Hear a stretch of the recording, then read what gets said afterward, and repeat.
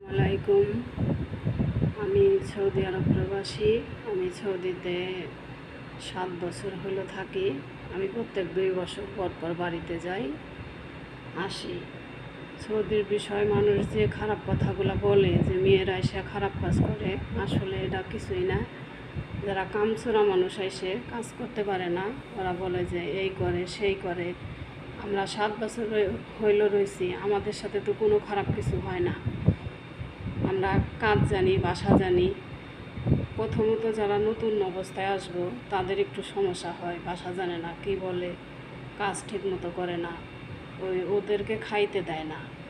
আবার আছে কিছু বাড়ি খাইতে দেয় না, কাজ করাইব সারাদিন, আবার আপনার বেতনও ঠিক মতো দিব না। বেতন চাইলেই রাগারাগি করব, বকাঝকা করব।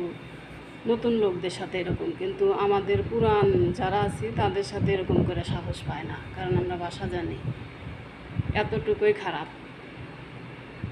তা এছাড়া যে অন্য কোনো নির্যাতন করা তা কারোর সাথে হয় না। ওগুলা যা বলে ওগুলা মিথ্যা কথা বলে, কারণ এখানকার মানুষগুলোর চরিত্র অনেক ভালো আছে, কিন্তু তাদের একটাই স্বভাব খারাপ।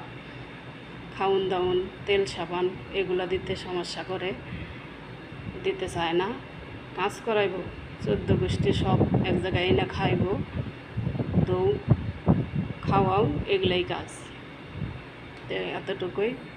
ভালো থাকবেন সবাই। সৌদির প্রবাসী মেয়েদের প্রতি যাদের খারাপ মন্তব্য, তাদের উদ্দেশ্যে আর কি এটা বললাম। আসলে যা আপনারা ভাবেন সেটা না, ঠিক আছে?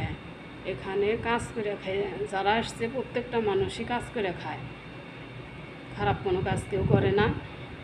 সুতরাং মানুষের নামে এমনি বাজে মন্তব্য করাটা আপনাদের ঠিক না। আল্লাহ আপনাদের সবাইকে হেদায়েত দান করুক। আমি আল্লাহর কাছে দোয়া করি। আমিন। ভালো থাকবেন সবাই।